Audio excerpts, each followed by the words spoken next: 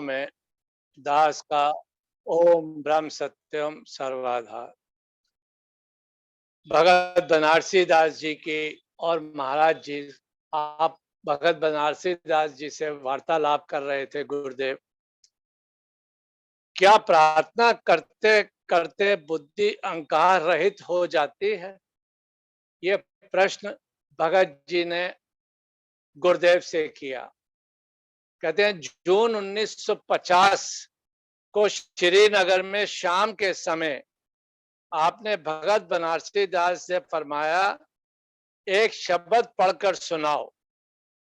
जो शब्द पढ़ा गया वो इस प्रकार है। तो ठाकुर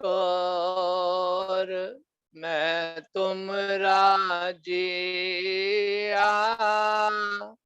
नित नित तेरे चरण रमिया, भाव भगत मोहे दीजो।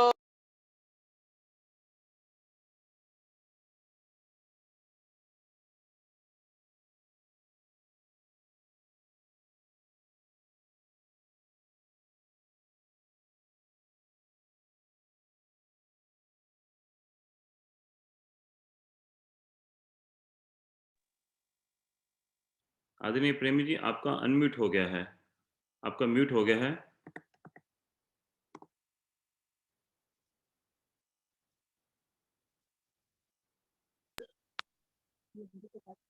नहीं किया था ना DM। हाँ जी, अब हो गया जी। मांगो भीख सत सेव निर्धारी, तुझ बुद्धि को निर्मल की जो, अपरम ज्ञान प्रभ अपना दीजो। सेव सेव चित करो निहाल, एक भरोसा रहे चित चरण दयाल। नित नित मांगो यथारथ नाम, अंतर्गत नित पाऊं विश्राम। भया दीवाना तेरे प्रेम के संग, दीन दयाल रहो अंग संग।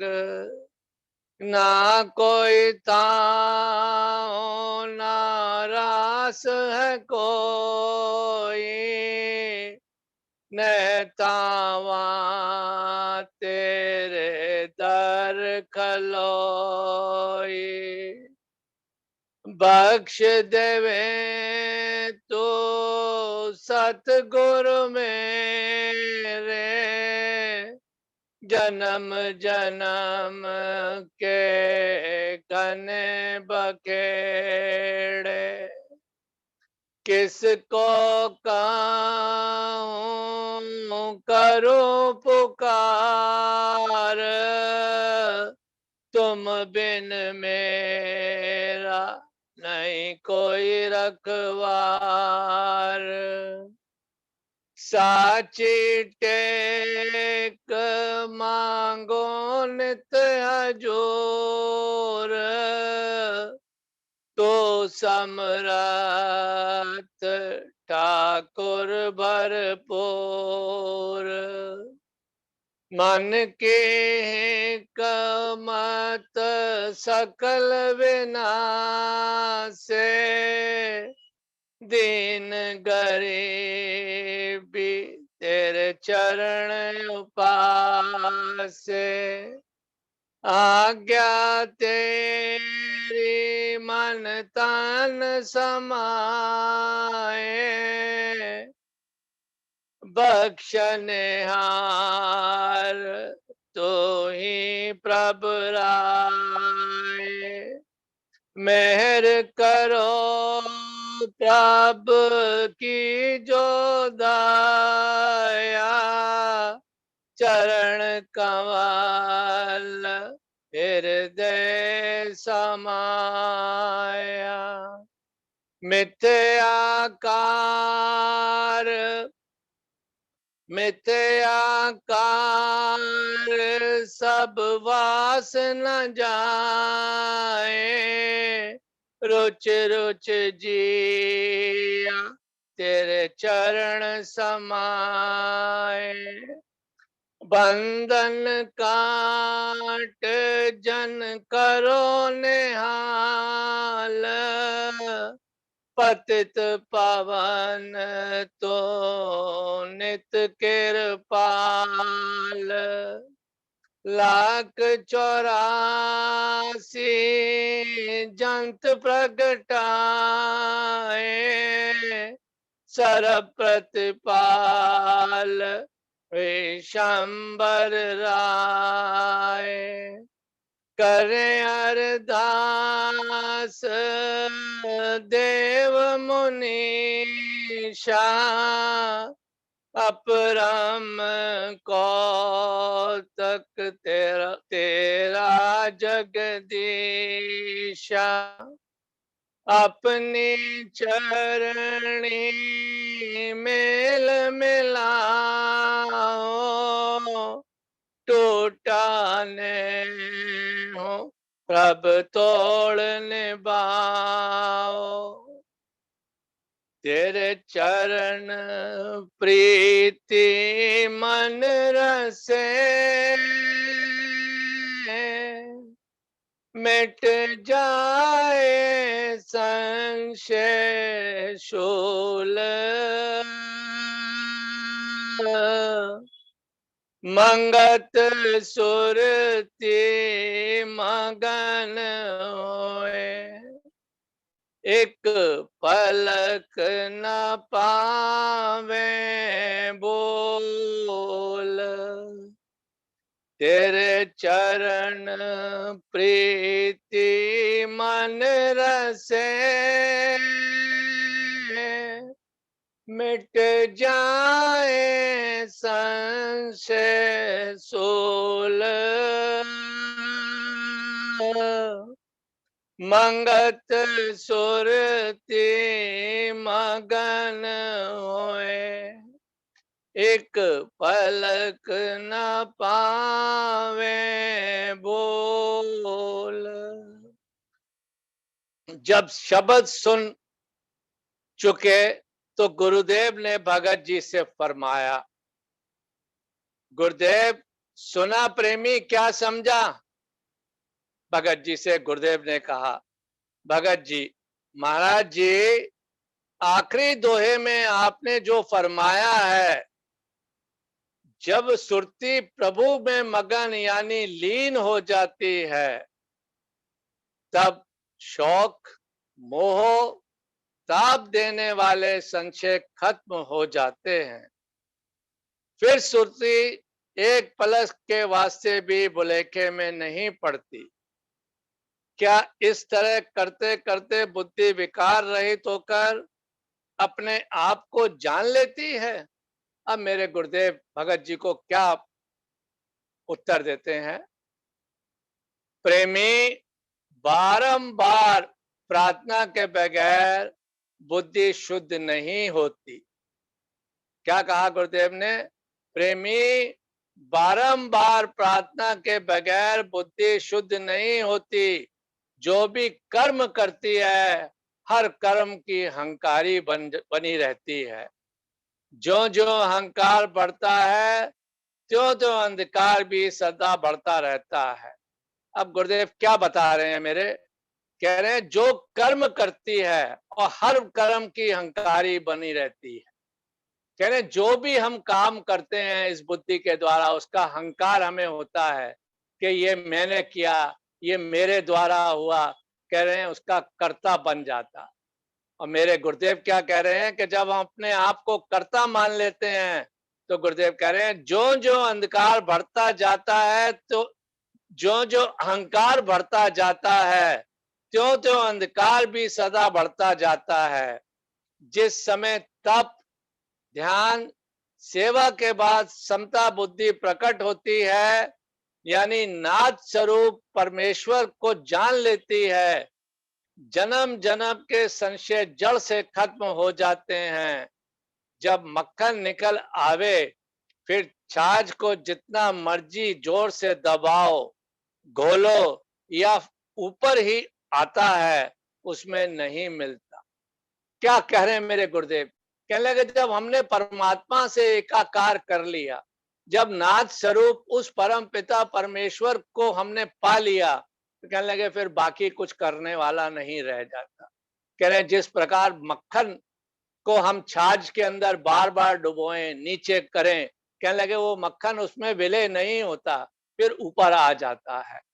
आगे गुरुदेव कह रहे हैं कितने यत्न प्रयत्न करने पर मक्खन निकलता है।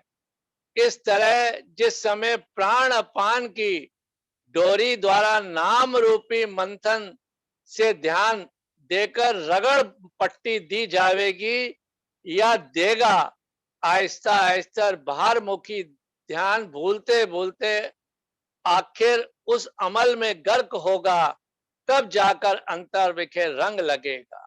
अब क्या है, हमारी बुद्धि क्या है? कह रहे हर वक्त बाहर मुखी है। तो गुरुदेव बता रहे हैं कि इसको नाम सिमरन के द्वारा हर वक्त इसको अंदर की तरफ लाने का प्रयत्न करो। कह रहे हैं जब ये बुद्धि हमारी अंतर विखे आ जाएगी, तो गुरुदेव क्या कहते हैं कि आहिस्ता आहिस्ता बाहर मुखी ध्यान भूलते भूलते आखिर उस अमल में गर्क होगा, तब जाकर अंतर विखे रंग लगेगा, तब उस नाद स्वरूप का हमें पता लगेगा। कह रहे हैं जीव बेचारा मजबूर है, भाग्य से मनुष्य जामा मिले और फिर उसमें और उत्तम भाग्यों द्वारा कोई ज्ञानी ध्यानी गुरु मिल जावे, अपना उत्साह पुरुषार्थ हो तो जरूर किसी समय मंजिल तक पहुंच जावेगा। बाकी ये संतों की वचन सत मार्ग पर चलने वाले को बहुत सहायता देते हैं। जो भी जैसे व्यवहार कर्म को करना चाहता है, जब तक वो किसी गुरु शिक्षा का आधार ना लेगा, तब तक तरक्की नहीं कर सकता, चाहे स्वार्थ हो या परमार्थ हो। प्रेमी जिस जिस को भी वीर्य का बाण लगा है, राजाओं ने राजगृह छोड़कर उस निर्वास आनंद को पाया है। बड़े बड़े ऋषि मुनि सत्स्वरूप को बोध करके ही कहलाते हैं।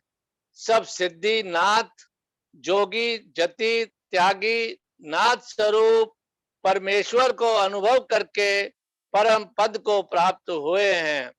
प्रेमी मंजिल बड़ी दूर है, वैराग्य और वीर्य से नजदीकी हो सकती है। अब गुरुदेव भगत जी को क्या कह रहे हैं? प्रेमी मंजिल बड़ी दूर है, वैराग्य और वीर्य से नजदीकी हो सकती है, यानी उस परम पिता परमेश्वर को वीर्य और वैराग्य के द्वारा पाया जा सकता है। अब भगत जी फिर प्रश्न करते हैं गुरुदेव से, भगत जी महाराज जी, वीर्य वैराग्य और वीर्य कैसे पैदा हो? तो गुरुदेव क्या कहते हैं? प्रेमी ये कोई जमीन की पैदावार थोड़ी है, कोई बीज डालकर पैदा कर लोगे। संसार की असारता को बारंबार दृढ़ करने से इस पर ना रहने वाले संसार के साथ क्यों ज्यादा लगाव बनाया जावे। क्या कह रहे हैं मेरे गुरुदेव? संसार की असारता को, ये संसार क्या है? बेअसर है, ये किसी मतलब का नहीं है। तो गुरुदेव कह रहे हैं अगर इसको हम धीरे धीरे संसार को हटाएंगे और अपने आप में ये दृढ़ निश्चय करेंगे, ये संसार जो है सरकने वाला है, तो कह रहे हैं ये धीरे धीरे हम इससे लगाव जितना दूर करते जाएंगे, तो क्या होगा? गुरुदेव मेरे कहते हैं कि सत्य की खोज, सत्य क्या है? वस्तु है जिस्म और जान क्या है? गुरुदेव कह रहे हैं सत्य की खोज। सत्य क्या वस्तु है? जिस्म और जान क्या है? जिस समय जान को जानने की लगन लग जाएगी, अपने आप ही वैराग्य प्रकट हो जाएगा। क्या कह रहे हैं मेरे गुरुदेव? जिस समय जान को जानने की, जब उस परम पिता परमेश्वर को जानने की अंदर से लगन लग जाएगी, तो हमारे अंदर क्या होगा? गुरुदेव कह रहे हैं तब अपने आप ही वैराग्य प्रकट होगा। वैराग्य से विरह पैदा होती है कि आत्मा परमात्मा को जानकर ही छोड़ूंगा। कह रहे फिर एक दृढ़ निश्चय हो जाता है। जब संसार हमको सब अनसुना सा लगा, खारा लगा कि ये संसार रहने वाला नहीं है, तो कह रहे हैं जब इस संसार से वैराग्य हो गया, जब हम संसार से उपरस हो गए, तो हमें क्या होगा? विरह प्राप्त हो, विरह की तरफ पैदा होगी, लगन लगेगी कि अब मुझे परमात्मा को प्राप्त करना ही करना है। जब बुद्धि के अंदर ऐसी सत्य विचार पैदा होता है, उस प्राणी के और सब स्वार्थ के भाव खत्म होने लगते हैं। मन चित्त के अंदर ये दृढ़ विश्वास बनाए रखें कि अपने स्वरूप असली को ही इसी जन्म में जानकर छोड़ना है। ये दृढ़ निश्चय कर लें हम कि अगर हमें उस परम पिता परमेश्वर को पाना है, तो इस जन्म के रहते रहते ही हमने उसकी प्राप्ति करनी है।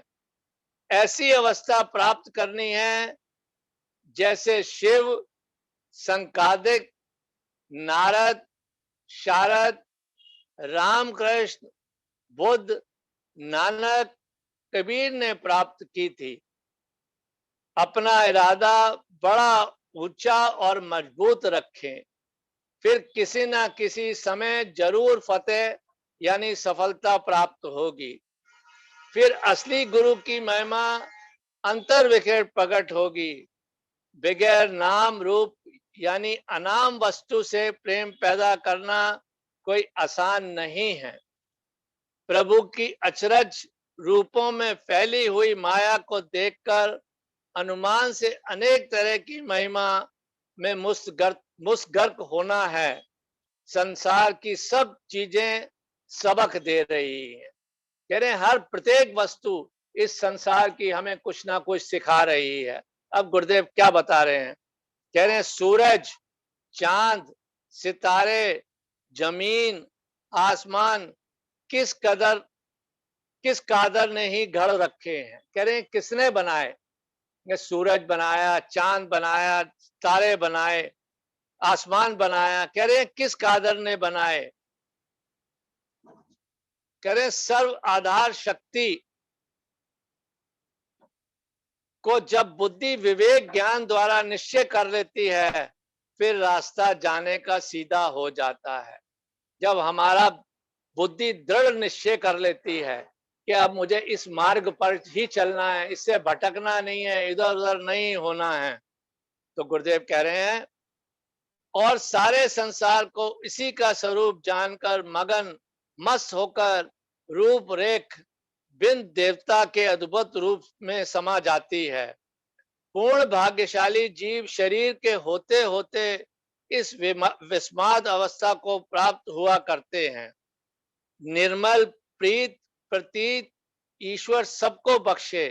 रोजाना तुम इन वचनों को पढ़ते पढ़ते थकते नहीं हो। अब भगत जी क्या कहते हैं? भगत जी, महाराज जी, परम संतों की वाणियां रोजाना पढ़ने से थकावट तो महसूस नहीं होती, बल्कि नित्य नया रस, विचार, ज्ञान मिलता है। मगन बुद्धि फिर भी दृश्यमान संसार की तरफ दौड़ जाती है।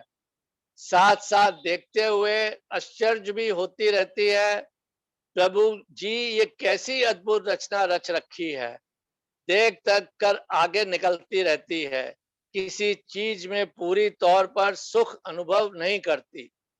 अब गुरुदेव क्या उत्तर देते हैं? प्रेमी, बुद्धि के अंदर हर समय तीन गुणों के स्वभाव चलते रहते हैं। जिस समय निर्गुण होने की कोशिश करती है, यानी बुद्धि सतोगुण होने की कोशिश करती है, तब निर्मल होके प्रीतम से प्रेम में लटपट होकर अंतर्विके प्रकाश को पाकर उस स्वरूप में लय होने लगती है। हर जीव उस मालिक का अंश है। भूल अज्ञानता कहाँ से आई, इसके बारे में क्या कहा जाए। जीव से अज्ञानता के कारण अनेक शरीरों को धारण करता हुआ भटक रहा है। गुरुदेव फरमा रहे हैं, इसके बारे में क्या कहा जाए। जीव कब से अज्ञानता के कारण अनेक शरीरों को धारण करता हुआ चला आ रहा है, यानी भटकता रहता है। एक शरीर छोड़ता है, दूसरे में जाता है, दूसरा छोड़ता है, तीसरे में जाता है। अब भगत जी क्या कहते, महाराज जी से क्या प्रश्न करते हैं। महाराज जी अपने स्वरूप को प्रत्यक्ष भी देख सकते हैं। है कहूं तो है नहीं, ना कहूं तो गार, है ना ही के बीच में देखा सृजनहार। अब गुरुदेव क्या फरमा रहे हैं, कहा जब बुद्धि अपने स्वरूप को अनुभव करती है। अब ये गुरुदेव भगत जी को बता रहे हैं कि कब उस नाथ स्वरूप के दर्शन होते हैं। कह रहे जब बुद्धि अपने स्वरूप को अनुभव करती है, सारे विराट को अपने आप में पाती है। वहां दुई रहती नहीं, कोई वहां भ्रम नहीं रहता। किसी को कहें कि तू और है और मैं और हूं, जब दूसरा भाव रहता ही नहीं, दूसरा कोई हो तो प्रत्यक्ष भी दिखे। ये ऐसा आश्चर्य मामला है जो बातों से समझा नहीं जा सकता। क्या कह रहे हैं मेरे गुरुदेव, ये ऐसा आश्चर्य मामला है कि बातों से समझा नहीं जा सकता। जैसी अनुभवता से ताल्लुक रखता है, इस वास्ते जितना भी यत्न प्रयत्न बन सके करते रहने चाहिए। प्रेम और वैराग्य की कोई था थोड़ी है। जितनी संसार की असरता दृढ़ होगी, श्रद्धा और विश्वास में अभ्यास में जितना समय लगेगा, उतना ही लाभ होगा। क्या फरमा रहे मेरे गुरुदेव, प्रेम और वैराग्य की कोई अथा नहीं है, कि इसकी कोई सीमा नहीं है। जितनी संसार की असरता दृढ़ होगी, यानी जितना जितना हम इस संसार से दूर होते चले जाएंगे, तो गुरुदेव आगे क्या बता रहे हैं, श्रद्धा और विश्वास से अभ्यास में जितना समय लगे उतना ही लाभ होगा। श्रद्धा के द्वारा और विश्वास और अभ्यास में जितना जितना हम समय लगाएंगे, उतना ही हमें इससे लाभ मिलेगा। अब गुरुदेव की फिर थोड़ी सी वाणी आती है। अंतर सिमरो नाम को, बाहर से वादार,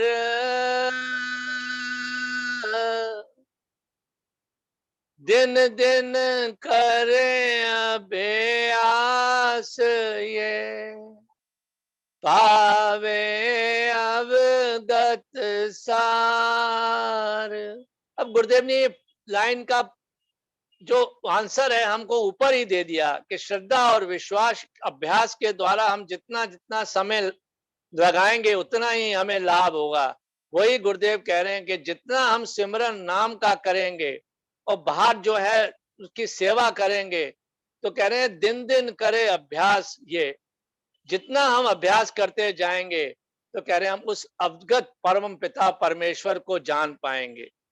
आगे कह रहे हैं, सो वड भागी जीवड़ा, बिन शरीर पुरख धर देखे, कोई गुरमुख साजन विरला घर घट पाई अमृत पेखे। कह रहे कोई बड़भागी जीव होता है जो बिना शरीर, यानी अपने आप को बिना शरीर माने हुए उस परम पिता परमेश्वर के दर्शन करता है कि मैं कुछ ये शरीर नहीं है, जो इसके अंदर बोल रहा है वो मेरा परम पिता परमेश्वर का अंश है। कह रहे हैं जब आत्मा को परमात्मा का रूप मान लेता है, तब ये अवस्था प्राप्त होती है। कभी कहा गुरुदेव ने, कोई गुरमुख साजन विरला, घट पाई अमृत पेखे। कह रहे कोई लाखों करोड़ों में एक होता है जो इस पर चल सकता है।